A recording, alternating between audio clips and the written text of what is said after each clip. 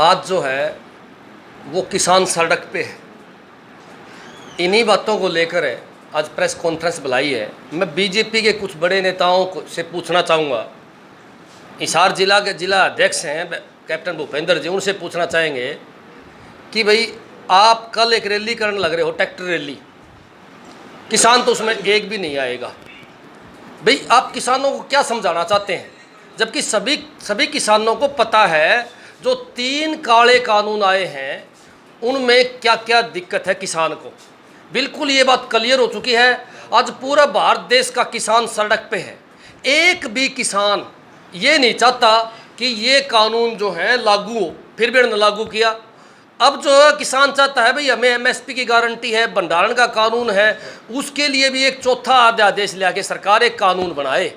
लेकिन ये तो करने नहीं लग रहे, वापिस ये मुद्दे को भटकाने लग रहे हैं। बार बार बीजेपी के जो नेता हैं वो बार बार एक बात कहें हैं कि हमने बिचौलिए ख़त्म कर दिए। मैं तो व्यापारी भाइयों को बताना चाहूँगा आज कि बीजेपी के जो नेता हैं वे व्यापारी भाइयों को, आड़ती भाइयों को बिचौलिए कहना शुरू कर दिया इन्होंने। देखो कितनी बड़ी बात है, 90% मोदी सरकार को, खट्टर सरकार को आड़तियों ने और व्यापारियों ने वोट दिए और आज उनको बिचौलिए कह दिया है। बिचौलिए कह दिया, कितनी बड़ी बात है। उनको ख़त्म करने लग रही है सरकार है। तो मैं उन व्यापारियों से बताना चाहूँगा कि ये बीजेपी जो है ये किसी की तेजी नहीं है। ये जो इनकी मदद करता है ये उसी की पीठ में छुरा मारते हैं। सबसे बड़ी बात, किसान ने मदद करी तो किसान की हालत देख लो कहाँ ले आए।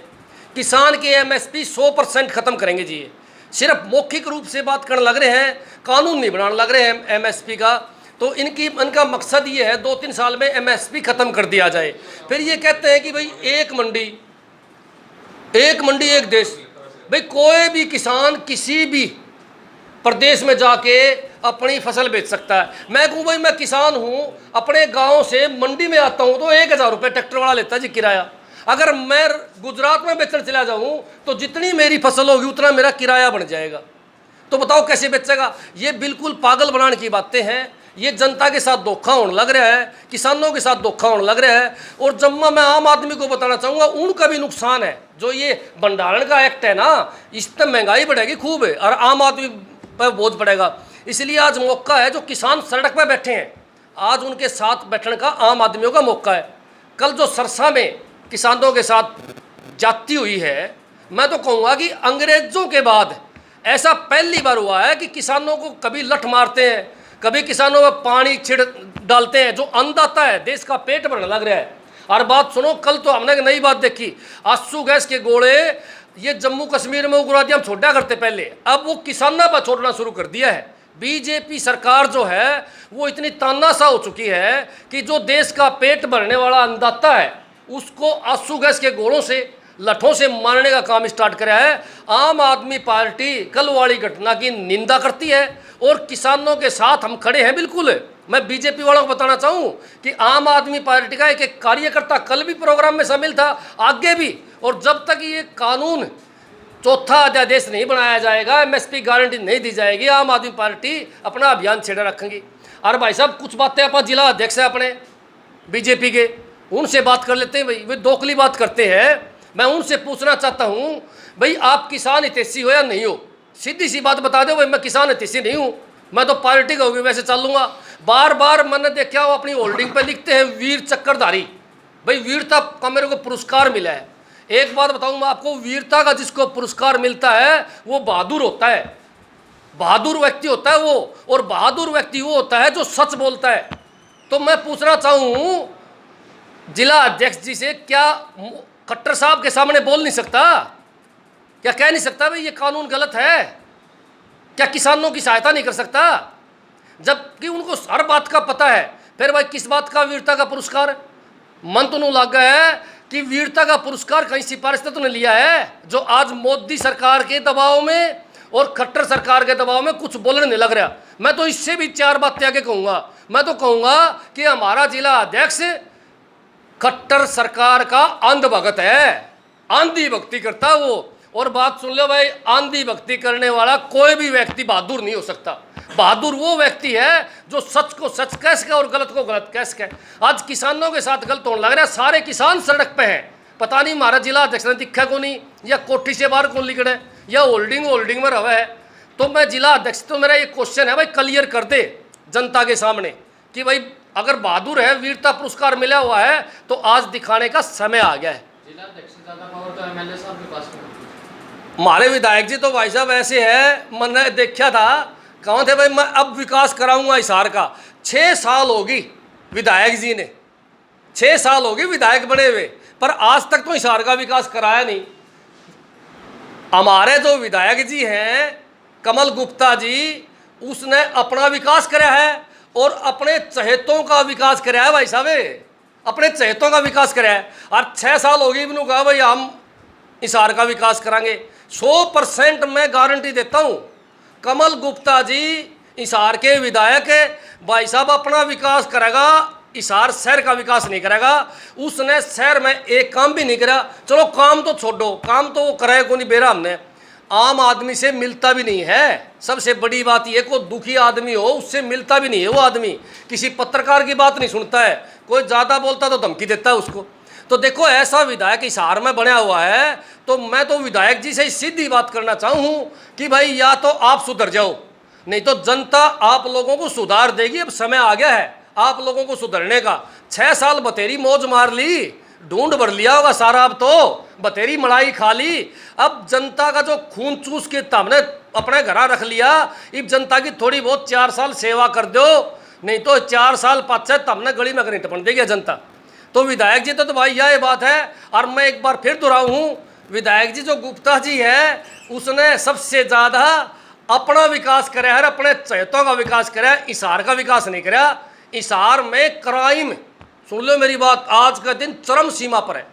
जुम्मेवार कौन है? विधायक है। जुम्मेवार कौन है? ये बीजेपी के नेता। आज हिसार के अंदर नशा जो है, मेरे ख्याल में पहले हांसी में बहुत ज़्यादा होया करता, अब हांसी का भी रिकॉर्ड तोड़ दिया है जी हिसार ने। इतना नशा मैं खुद जाके देखा, कई पत्रकार जो मेहनत करने लग रहे हैं, दिखाने लग रहे हैं सरकार को, पता नहीं ये अंधी बहरी सरकार को दिखाई नहीं देता कि हिसार के अंदर इतने नशा के अड्डे बने हुए हैं, पता नहीं क्या चक्कर है। कहीं ना कहीं मुझे शक है कि ये बीजेपी के नेता तो नशा नहीं बिकवाते हैं। ये बीजेपी के नेता ने पहले पंजाब उड़ाया, जहाँ इनकी बादल सरकार के साथ में सांझा में सरकार थी, वहाँ नशे के डायरेक्ट आरोप लगा करते इनके ऊपर। और आज ये हरियाणा के अंदर, तो मैं तो ये बताऊंगा जी, अगर हिसार में नशा बिकने लग रहा है तो बीजेपी के जिला अध्यक्ष, बीजेपी के विधायक है और बीजेपी के और नेता सीधम सीधा जुम्मेवार हैं जी। अगर वो प्रशासन को खींच के रखें, पुलिस को समझा के रखें, पुलिस की कार्रवाई करें, तो भाई सब बंद हो सके। सबसे बड़ी बात ये कि एक एसपी जो पीछे आया था, उसने कोशिश करी थी, ईमानदार एसपी था, लेकिन उसकी भी ट्रांसफ़र कर दी।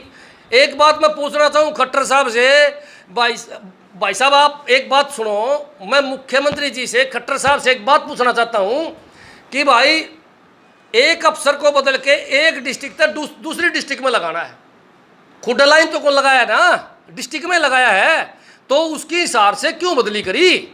क्या रीज़न था बदली करने का, जब काम ठीक ठाक करे था?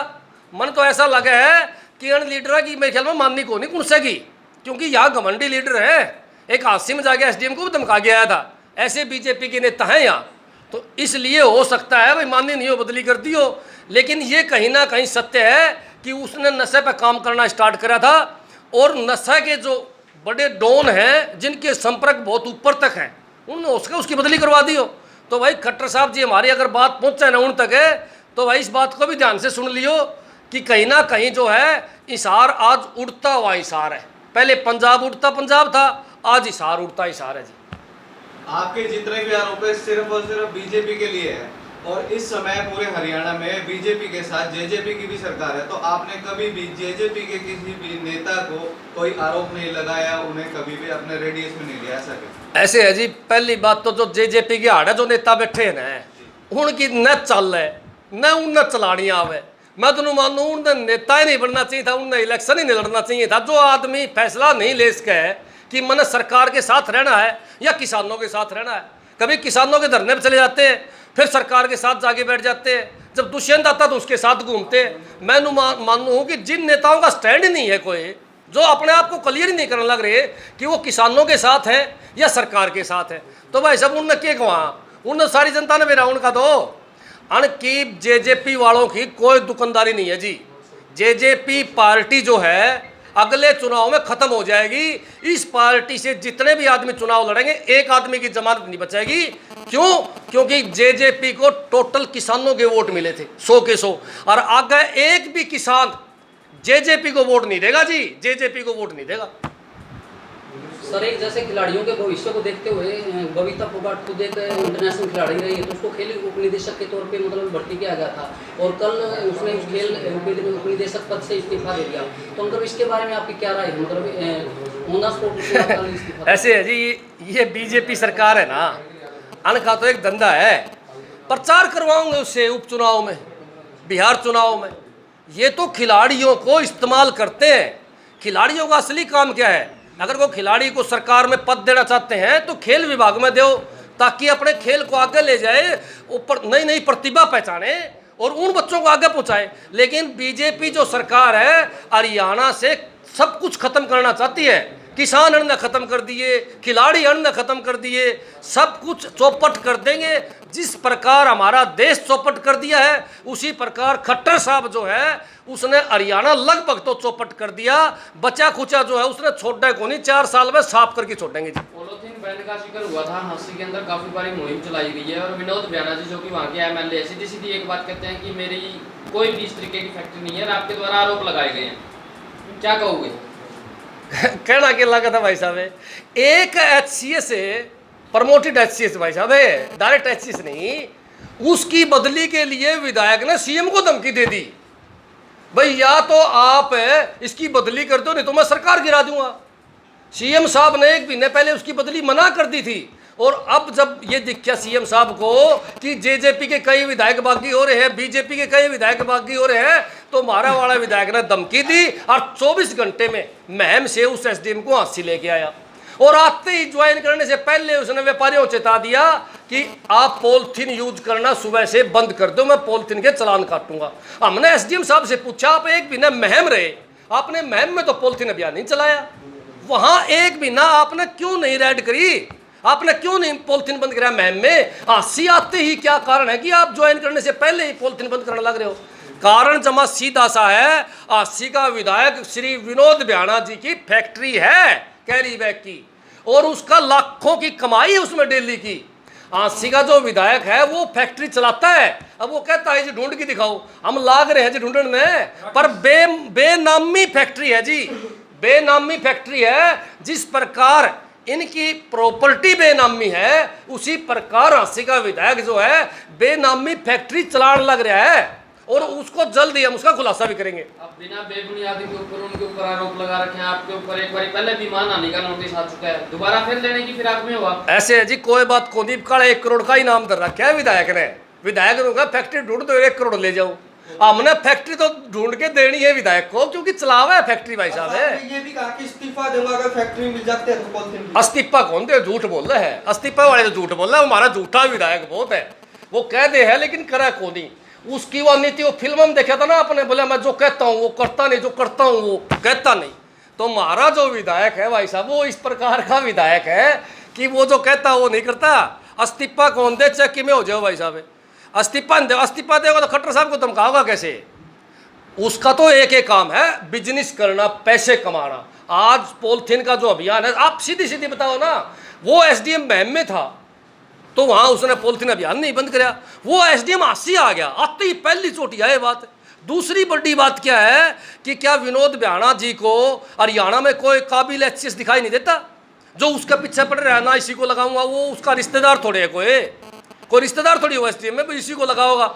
क्या हरियाणा के अंदर हमारे विधायक को काबिल HCS दिखाई नहीं देता? इससे पहले मैडम आई थी, 1 महीना बहुत अच्छा काम करा, सारा शहर खुश था। आज जो विधायक जी ने लगवाया है वो विधायक जी तो खुश है, बाकी सारा शहर जो है वो नाराज है उससे। लड्डू बांटे थे जब उसकी बदली हुई, लड्डू बांटे थे।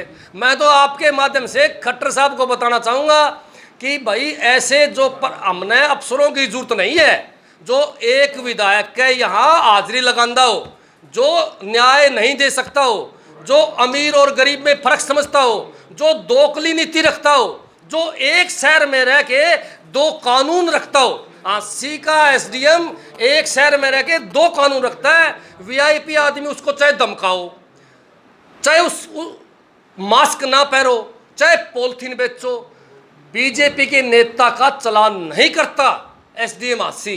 परंतु आम आदमी अगर घूमता हुआ मिल गया तो 500 रुपये का चलान करता है और फिर कहता है कि भाई अगली बार मिल गया तो 1000 का करूँगा, धमकी भी देता है।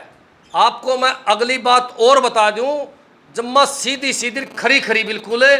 देखो 80 का एसडीएम की हम तुरंत प्रभाव से बदली की डिमांड करते हैं सरकार से। भाई जो आम आदमी को इंसाफ नहीं दे सकता उसको 80 शहर में रहने का कोई अधिकार नहीं है। जो विधायक के कहने पे सारा काम करता हो तो आम आदमी को न्याय कहाँ से मिलेगा, आप बताओ जी। अभी आपने खट्टर साहब पे भी आरोप लगाया कि उनको धमका दिया जाता है बदली को लेकर, क्या लगता है? कमाल है जी। क्या लगता है इसका मतलब जो सीएम बने हुए वो डरते हैं? कमाल है जी। खट्टर साहब ने कुर्सी का स्वाद पड़ गया, 5 साल पूरे मजे लिए। इब खट्टर साहब का जी नहीं करे मैं 5 साल तक पहले ना डिग जा। और हमारा विधायक एक्सपर्ट है जी, हमारा विधायक सरकार बनाने का एक्सपर्ट है और सरकार गिराने का एक्सपर्ट है। पहले उसने वो कारनामा करके दिखाया है, इसलिए खट्टर साहब ने डर लग गया भाई, यो कुलदीप की जब खटिया खड़ी कर सके है तो ये आदमी तेरी भी कर सके है। इसीलिए खट्टर साहब ने दबाव में एसडीएम जितेंद्र जी एलाउद्दी की 80 में बदली करी है और एसडीएम जी के थ्रू कई इलीगल कार्य करवाएगा। एक बार फिर मैं अपनी प्रेस वार्ता खत्म करने से पहले हमारे जिला अध्यक्ष भूपेंद्र जी को एक नसीहत देना चाहूँगा कि जो आदमी जुल्म को सहन करता है वो जुल्म करने वाले से बड़ा होता है। या तो वो आज खट्टर साहब का और मोदी जी का जुल्म सहन करने लग रहे हैं, भाई वो बोलने नहीं लग रहे, उसको गत का पता है किसान परेशान है, किसानों की जो मांग है वो जायज़ है, उनका समर्थन नहीं करने लग रहा है, तो वो फिर जुल्म करने वाले से बड़ा दोषी है जी। राठी साहब, जिस तरह आप पे मानहानि का एक करोड़ का लगाया गया है और ऐसे ही जो आपकी पार्टी के मुखिया अरविंद केजरीवाल, एक टाइम ऐसा था कि शीला दीक्षित के साथ यही जैसे आप कह रहे हैं ऐसी एलिगेशंस लगाई गई थी। आपके पास क्या पूरा डॉक्यूमेंटेशन है जो आप बात कर रहे हैं? डॉक्यूमेंटेशन बिल्कुल जी। मैंने जो आरोप लगाए थे विधायक पर मेरे पास सारे कागज है और मैं साबित कर दूंगा कि 80 के विधायक विनोद भ्याणा जी का मान नहीं है जी, मैं साबित कर दूंगा। और मान जिसका हो ना अन्य उसी की होया करे भाई साहब।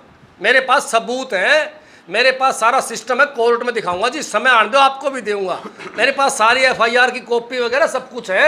हमने किसी के ऊपर झूठे आरोप नहीं लगाए, हमने झूठा किसी को बदनाम नहीं करा। कांड कर रखे उसने भाई साहब, छोटा था जिसे कांड करने लग गया था, फिर बस चलाई उसने, बस में कंडक्टरी करी और बस में कंडक्टरी करने वाला इतने करोड़ का मालिक कैसे हो गया बताओ जी। बस में कंडक्टरी करने वाला आदमी इतने करोड़ का मालिक कैसे हो गया? आपे लगा लो आइडिया। तो कांड तो करे हैं जितने रुपये आए हैं, तो इसलिए मेरे एलिगेशन उन पर जो लग रहे हैं वो सच है और वो हम कोर्ट में लड़ाई लड़ेंगे जी उसके खिलाफ है। मैं तैयार हूँ जी, मैं तो इंतजार करूँ उसका कब सम्मन भेजा है और कब हम कोर्ट में पेश हुआ। साबित करेंगे जी 100% है कि विधायक का मान है ही नहीं। और भाई केस करने तो पहले बाज गया तो मेरी गलती नहीं, फिर थम मान लियो सच्ची है भाई मेरे लिए बात सारी। बिल्कुल सर, एक जैसे हर पार्टी आज ट्रैक्टर यात्रा की बात करें, बैल यात्रा की बात करें, तो आम आदमी पार्टी भी कोई ऐसा कदम उठा रही है, चाहे वो बैल यात्रा की बात करें या ट्रैक्टर। आम आदमी पार्टी काम करने वाली पार्टी है जी। हमने ट्रैक्टर यात्रा बैल यात्रा नाटक नहीं करते जी। हमने दिल्ली मौका मिला, वहाँ किसानों के देख लो जी एमएसपी देख लो आप जाके, मुआवजा वहाँ 20,000 रुपये मिलता है जी 1 एकड़ का, और वहाँ कोई किसी प्रकार का बीमा नहीं करता।